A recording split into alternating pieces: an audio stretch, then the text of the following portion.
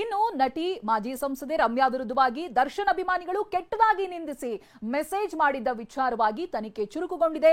ರಮ್ಯಾ ನೀಡಿರುವಂತಹ ದೂರಿನ ಅನ್ವಯ ಪೊಲೀಸರು ಎಫ್ಐಆರ್ ದಾಖಲಿಸಿದ್ದಾರೆ.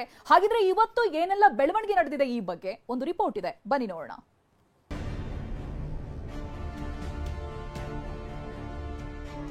As a celebrity I am use to trolling, ಅದು ಇದ್ದೇ ಇರುತ್ತೆ. ಬಟ್ ಈ ಮಟ್ಟಕ್ಕೆ ನಾನು ಯಾವತ್ತೂ ಎಕ್ಸ್ಪೀರಿಯನ್ಸ್ ಮಾಡಿರಲಿಲ್ಲ.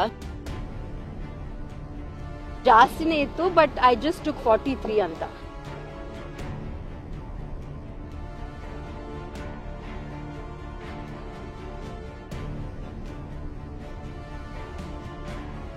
ರಮ್ಯಾ ವಿರುದ್ಧ ಕೆಟ್ಟ ಕಮೆಂಟ್ ಮಾಡಿದವರಿಗೆ ಕೇಡುಗಾಲ ಶುರು.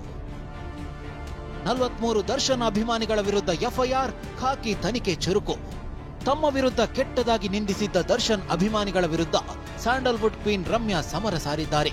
ನಿನ್ನೆ ಬೆಂಗಳೂರು ನಗರ ಪೊಲೀಸ್ ಆಯುಕ್ತರಿಗೆ ರಮ್ಯಾ ದೂರು ನೀಡಿದ್ದಾರೆ. ನಾನೊಬ್ಬ ಮಾಜಿ ಚುನಾಯಿತ ಪ್ರತಿನಿಧಿಯಾಗಿ ನಟ ದರ್ಶನ್ ಜಾಮೀನು ಕುರಿತ ಸುಪ್ರೀಂ ಕೋರ್ಟ್ ಕಲಾಪದ ಬಗ್ಗೆ ನನ್ನ ಇನ್ಸ್ಟಾಗ್ರಾಂ ಮತ್ತು ಎಕ್ಸ್ ಅಕೌಂಟ್ಗಳಲ್ಲಿ ಪೋಸ್ಟ್ ಮಾಡಿದ್ದೆ.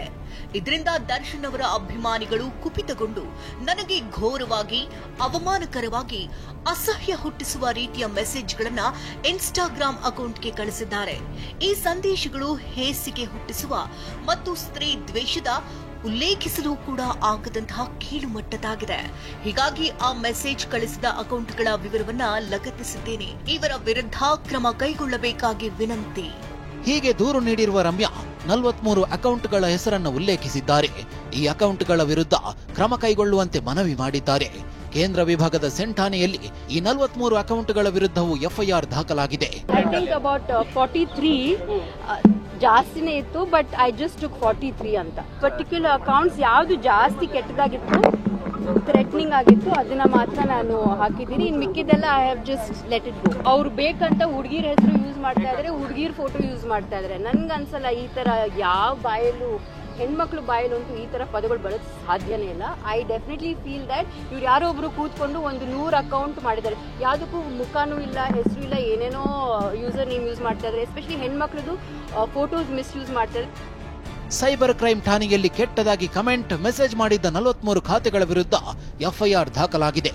ಪ್ರಮೋದ್ ಗೌಡ ಅನ್ನೋ ವ್ಯಕ್ತಿ ಸೇರಿ ಒಟ್ಟು 43 ಮಂದಿ ವಿರುದ್ಧ ಕೇಸ್ ದಾಖಲಾಗಿದ್ದು ತನಿಖೆ ಚುರುಕುಗೊಂಡಿದೆ. ಸಿಸಿಬಿಗೆ ನಾವು ಕಂಪ್ಲೇಂಟ್ ಫಾರ್ವರ್ಡ್ ಮಾಡಿದ್ವಿ ಮತ್ತು ಸೈಬರ್ ಪೊಲೀಸ್ ಸ್ಟೇಷನ್ ನಮ್ಮ CCPS ಅಲ್ಲಿ ಕೇಸ್ ರಿಜಿಸ್ಟರ್ ಆಗಿದೆ ನಿನ್ನೆ. ಅದರ ಬಗ್ಗೆ ನಮ್ಮ DCP ಲೆವೆಲ್ ಅಧಿಕಾರಿಯವರು ಸೂಪರ್ವೈಸ್ ಮಾಡಿ ಅದು ಇನ್ವೆಸ್ಟಿಗೇಷನ್ ಮಾಡ್ತಾರೆ.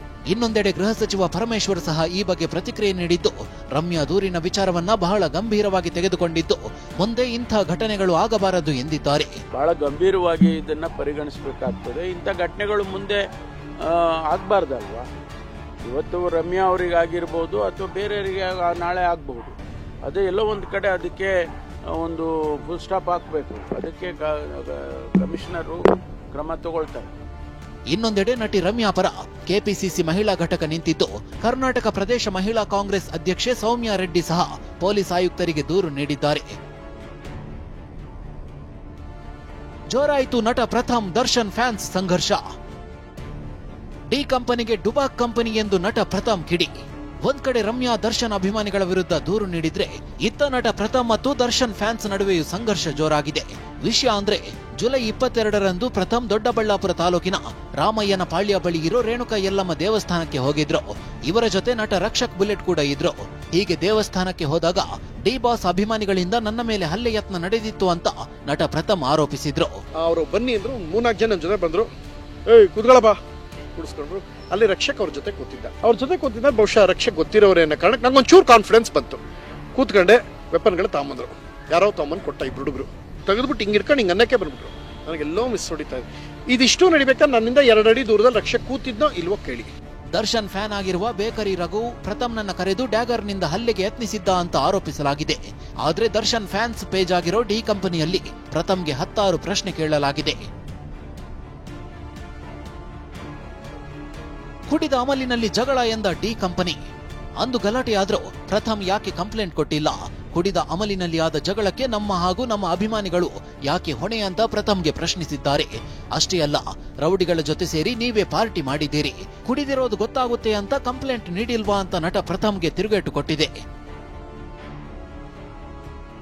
ನಿನ್ನೆ ಡಿ ಕಂಪನಿಗೆ ಟಾಂಗ್ ಕೊಟ್ಟಿದ್ದ ಪ್ರಥಮ್ ಎಜುಕೇಶನ್ ಇಂಪಾರ್ಟೆಂಟ್ ಅಂತ ಕಿಚಾಯಿಸಿದ್ರು.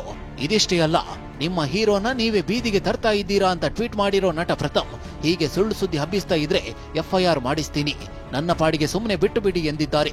ಅಷ್ಟೇ ಅಲ್ಲ, ಡಿ ಕಂಪನಿ ಡುಬಾಕ್ ಕಂಪನಿ ಎಂದು ವಾಗ್ದಾಳಿ ನಡೆಸಿದ್ದಾರೆ. ಅದ್ಯಾವುದೋ ಡಿ ಕಂಪನಿ, ಡುಬಾಕ್ ಕಂಪನಿ, ಅದು ದರ್ವೇಸಿಗಳ ಕಂಪನಿ ಅಂತ ಇಟ್ಕೊಳ್ಳಿ. ನೀವು ಎಲ್ಲ ಇಂಟೆಲಿಜೆನ್ಸ್ ಬಿಟ್ಕೊಳ್ಬೇಕು, ಎಲ್ಲಾ ತನಿಖೆ ನೀವೇ ಮಾಡಿ. ಆಮೇಲೆ ಇವ್ರು ಎಷ್ಟು ಚೆನ್ನಾಗಿ ಹೇಳ್ತಾರೆ ಅಂದ್ರೆ, ಏನದು ಅಲ್ಲಿ ಬಂದಿದ್ದವ್ರು ಯಾರು ದರ್ಶನ್ ಸರ್ ಫ್ಯಾನ್ಸ್ ಅಲ್ಲಿ ಬಂತೆ, ಸಂತೋಷ. ಫ್ಯಾನ್ಸ್ ಅಲ್ಲ ನೀವು ಹೆಂಗ್ರೋ ಎಂಕ್ವೈರಿ ಮಾಡ್ತೀರಿ, ಫ್ಯಾನ್ಸ್ ಅಲ್ಲದೆ ಇರೋದು ನಿಮ್ಗೆ ಹೆಂಗ್ರೋ ಎಂಕ್ವೈರಿ ಮಾಡಕ್ಕೆ ಕಂಟೆಂಟ್ ಸಿಗ್ತದೆ. ಇನ್ನು ನಟ ಪ್ರಥಮ್ ಸಹ ಡಿ ಫ್ಯಾನ್ಸ್ ವಿರುದ್ಧ ಕಾನೂನು ಸಮರ ಸಾರಿದ್ದಾರೆ. ಹೀಗಾಗಿ ರಮ್ಯಾ ಬಳಿಕ ದರ್ಶನ್ ಫ್ಯಾನ್ಸ್ ವಿರುದ್ಧ ಮತ್ತೊಂದು ಕೇಸ್ ಬೀಳೋದು ಪಕ್ಕಾ ಆಗಿದೆ. ಮಾಲ್ತೇಶ್ ಜಗೀನ್, TV9 ಬೆಂಗಳೂರು.